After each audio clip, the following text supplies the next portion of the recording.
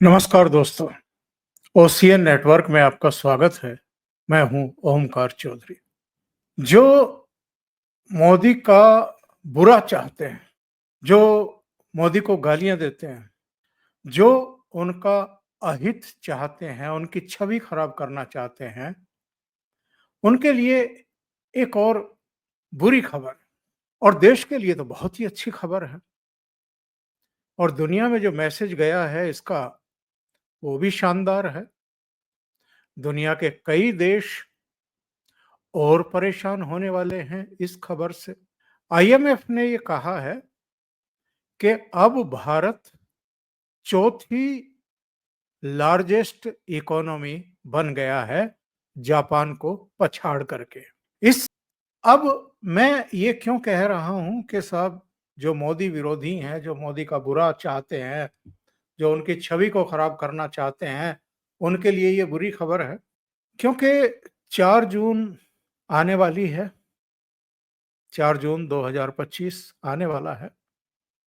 बस कुछ ही समय बचा है।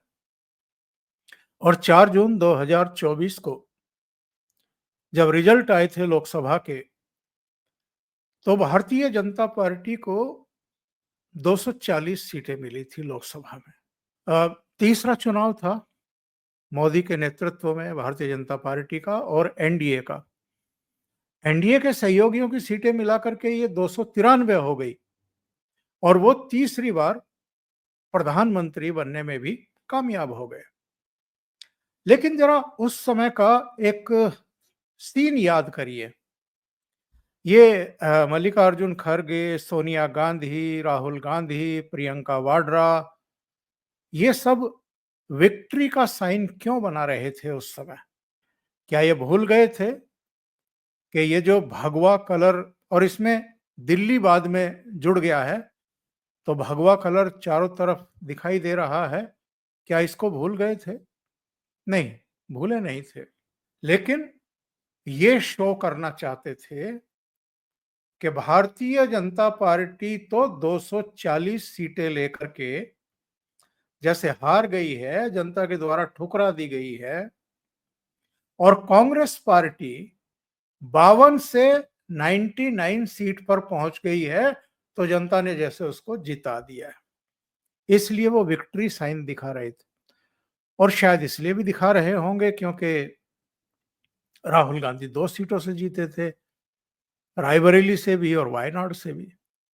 कारण चाहे जो हो, लेकिन इनके चेहरे की जो खुशियां थी वो देखने लायक थी। और उसके बाद सदन में हमने देखा राहुल गांधी की बॉडी लैंग्वेज, किस तरीके से वो प्रधानमंत्री नरेंद्र मोदी का उपहास उड़ाने की चेष्टा कर रहे थे।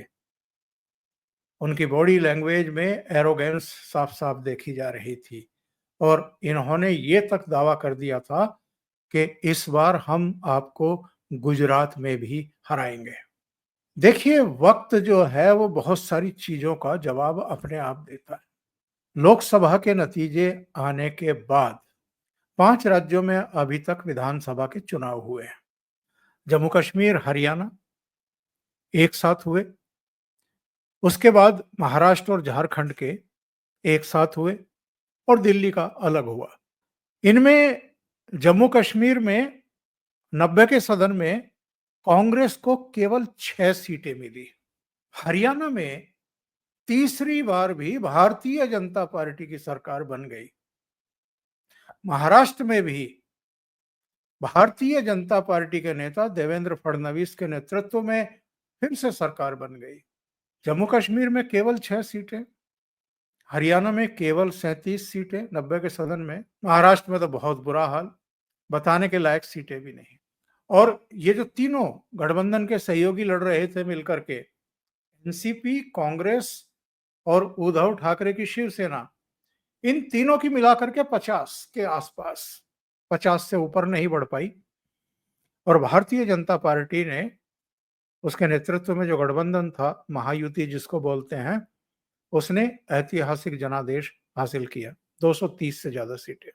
फिर झारखंड का नतीजा महाराष्ट्र के साथ, वहां हेमंत सोरेन फिर से मुख्यमंत्री बन गए भारतीय जनता पार्टी की सरकार तो नहीं बनी, लेकिन उसकी सीटें बढ़ी और वोट ऑफ परसेंटेज बढ़ गया। और कांग्रेस की वहां बुरी हाल, शायद 16 या 18 सीटें। और दिल्ली 27 साल बाद भारतीय जनता पार्टी की दिल्ली में वापसी हो गई, और शानदार वापसी हुई, और अरविंद केजरीवाल की विदाई हो गई, और कांग्रेस पार्टी का खाता नहीं खुला। दिल्ली में यह लगातार छठवां चुनाव था जिसमें कांग्रेस पार्टी की 0 सीटें आई। 2014 में भी खाता नहीं खुला लोकसभा चुनाव में, 2019 के लोकसभा चुनाव में भी खाता नहीं खुला, 2024 के लोकसभा चुनाव में भी खाता नहीं खुला। और इस बीच 2015 में जो विधानसभा चुनाव हुए उसमें कांग्रेस पार्टी 0, 2020 के विधानसभा चुनाव में कांग्रेस पार्टी 0, और अभी जो चुनाव हुए 2025 में कांग्रेस पार्टी 0। लेकिन राहुल गांधी और कांग्रेस पार्टी के प्रवक्ता, नेता, उनकी बदजुबानी में कोई कमी नहीं आई। ये जो हम, यानी भारत 4th लार्जेस्ट इकोनॉमी बना है दुनिया में, अब हमसे आगे अमेरिका है, चीन है, जर्मनी है, और जर्मनी भी 2027 या 2028 के शुरू में हमसे पीछे चला जाएगा, और हम तीसरी लार्जेस्ट इकोनॉमी बन जाएंगे। हम में और चीन में बहुत बड़ा अंतर है। हम अगर $5 ट्रिलियन की इकोनॉमी बनेंगे तो चीन में और हमारे बीच में फिर भी $13 ट्रिलियन का अंतर रहने वाला है। और ये अंतर कितनी देर में पाट पाएगा भारत, और चाइना क्या नीचे आएगा, ये देखना बड़ा दिलचस्प होने वाला है। इसकी वजह है 1980 तक भी भारत और चीन दोनों लगभग एक जैसी अर्थव्यवस्थाएं हुआ करती थी। तो जो कुछ हुआ है वो पिछले 40-45 सालों में हुआ है। और जो लोग मोदी का मजाक उड़ाते थे, उनका उपहास उड़ाते थे, ये तो कूप मंडूक हैं, ये गुजरात के बाहर जानते क्या हैं। आज नरेंद्र मोदी के नेतृत्व में भारत पूरी दुनिया में चौथी बड़ी अर्थव्यवस्था बन चुके हैं, और ये कोई हंसी मजाक की बात नहीं है। 2014 में जब नरेंद्र मोदी प्रधानमंत्री बने थे, भारत 11th लार्जेस्ट इकोनॉमी था दुनिया का, और वो 2014 से 2025, अभी मई खत्म होने वाला है, जून शुरू होने वाला है, इन 11 सालों में वो 11वें पायदान से चौथे पायदान पर आ गई है इकोनॉमी।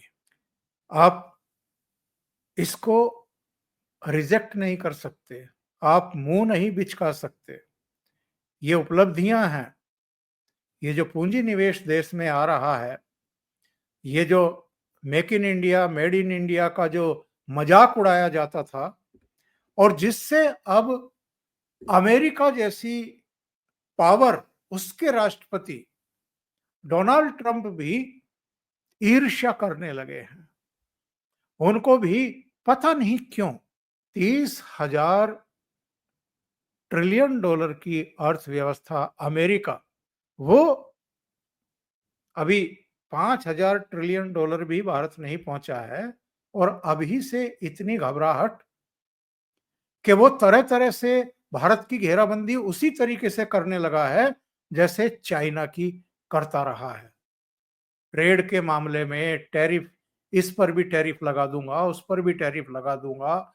कभी एप्पल के सीईओ टिम कुक को कहते हैं कि अगर आप भारत से बाइंड अप नहीं करेंगे, एप्पल सीरीज के जितने भी उत्पाद हैं उनका अगर प्रोडक्शन आप भारत से बाइंड अप नहीं करेंगे, तो हम अमेरिका में ऐसे उत्पादों पर जो भारत में बने हों 25% टैरिफ लगा देंगे।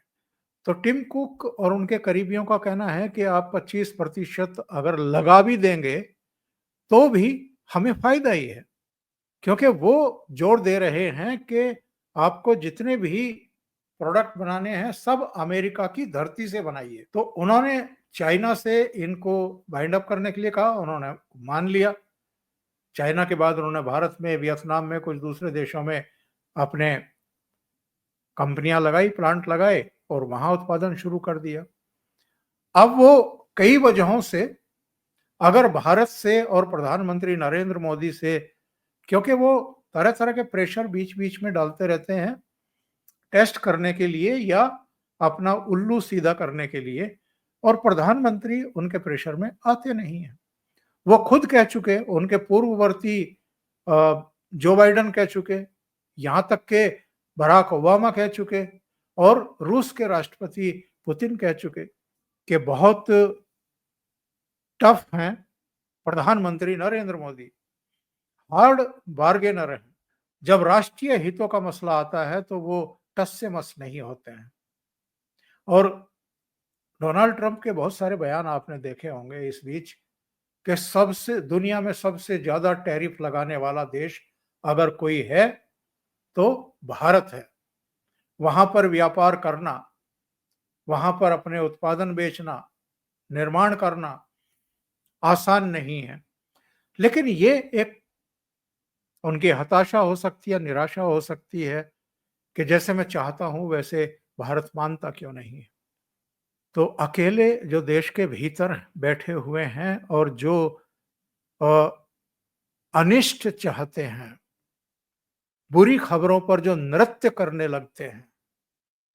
आपको याद है जब कोरोना पूरी दुनिया में लोगों को लील रहा था, उनके प्राणों को लील रहा था, तब यहाँ कुछ अर्थशास्त्रियों को बैठा करके राहुल गांधी जो इंटरव्यू कर रहे थे, तो उसमें कुछ अर्थशास्त्रियों ने जो कुछ कहा था, उसके आधार पर राहुल गांधी ने क्या कहा था? राहुल गांधी ने कहा था कि आर्थिक सुनामी आने वाली है, लोगों के रोजगार छीनने वाले हैं और हमारी जो अर्थव्यवस्था है वो पूरी तरीके से बेपटरी हो जाएगी। तमाम तरह की चीजें।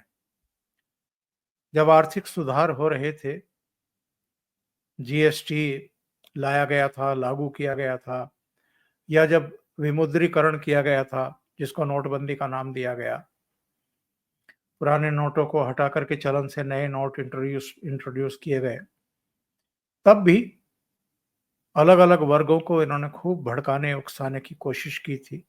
वो हो नहीं पाया।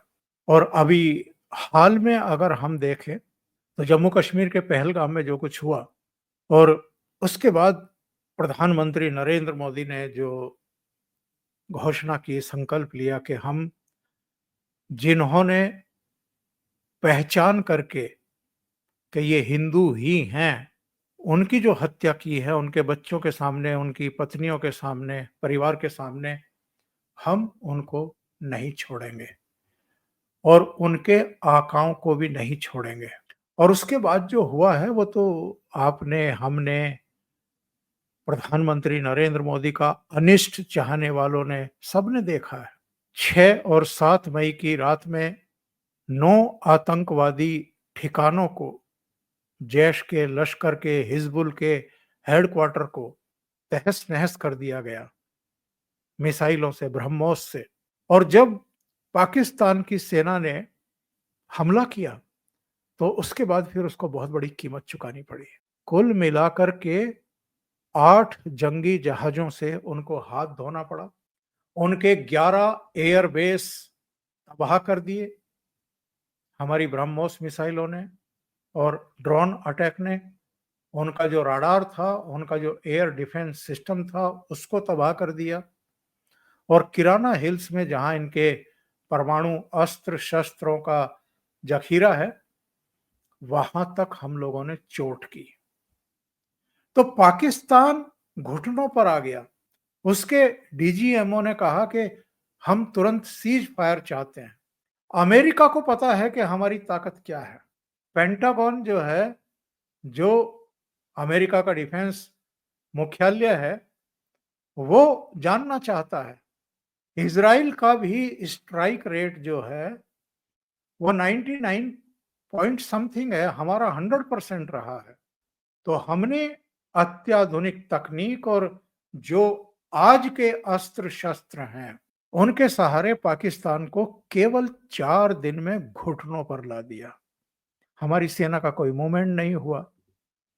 ट्रेनों में लाद करके टैंक और दूसरे साजो-सामान इधर से उधर नहीं भेजे गए।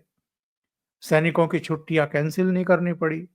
उनका मूवमेंट भी नहीं किसी को दिखाई दिया कि सेना जा रही हो कहीं। सिर्फ आधुनिक तकनीक के ज़रिए और जो हमारी मिसाइलें हैं, उनके ज़रिए, क्रूज़ मिसाइलें और दूसरी मिसाइल, उनके ज़रिए हमने, और जो हमारा एयर डिफेंस सिस्टम S-400 आकाश और दूसरे तमाम, उनके ज़रिए हमने ना केवल पाकिस्तान के आक्रमणों को हवा में ही नेस्तनाबूद कर दिया, बल्कि उसको बहुत भारी जख्म दिए हैं। तो जो लोग 4 जून 2024 को लोकसभा के नतीजे आने के बाद ये भविष्यवाणियां कर रहे थे कि ये तो कमजोर सरकार है, ये तो बैसाखियों पर टिकी हुई सरकार है, ये तो अल्पमत सरकार है, उनको अब पता चल गया होगा कि ना तो ये अल्पमत सरकार है, ना कमजोर सरकार है, ना ये गिरने वाली है। और इसी सरकार ने, जिसको वो अल्पमत सरकार बता रहे थे, कमजोर सरकार बता रहे थे, कभी भी गिर जाएगी कह रहे थे, उसने वक्फ संशोधन बिल भी पारित किया है और दोनों सदनों में इनसे कहीं ज्यादा मत हासिल करके अब वक्फ संशोधन बिल के पक्ष में करके उसको पारित किया है, लागू किया है। तो तीसरी सरकार का, प्रधानमंत्री नरेंद्र मोदी के नेतृत्व में तीसरी सरकार का 1 साल पूरा होने वाला है 9 जून को। और मोदी जी ने ये बताया है कि ना तो वो कमजोर हैं, ना उनके फैसलों में कोई कमजोरी है, ना उनके संकल्पों में कोई कमी है और ना संकल्पों को सिद्ध करने में किसी तरह की कोई हिचक है। और अगर हम इनका देखें पिछले 1 साल में इन्होंने क्या किया है, तो इनकी 1 साल पहले भी 3 राज्यों में ही सरकार थी, हिमाचल, तेलंगाना और कर्नाटक। अब भी 3 में ही है। कोई प्लस नहीं किया है, कोई चौथा राज्य जुड़ा नहीं है। परफॉर्मेंस की बात करें तो मेरे पास तो पूरे इनके आंकड़े हैं। मैं आपको बता सकता हूं कि इनकी तो केवल 3 राज्यों में सरकार है और भारतीय जनता पार्टी की अरुणाचल प्रदेश में है, असम में है, छत्तीसगढ़ में है, गोवा में है, गुजरात में है, हरियाणा में है, मध्य प्रदेश में है, महाराष्ट्र में है, मणिपुर में है, उड़ीसा में है, राजस्थान में है, त्रिपुरा में है, उत्तराखंड में है, उत्तर प्रदेश में है, दिल्ली में है। 15 राज्यों में अपने चीफ मिनिस्टर हैं। और सहयोगी दलों की अगर बात करें एनडीए की, तो आंध्र प्रदेश में, बिहार में, मेघालय में, मिजोरम में, नागालैंड में, पुडुचेरी में, सिक्किम में, 7 राज्यों में इनके सहयोगी दलों की हैं।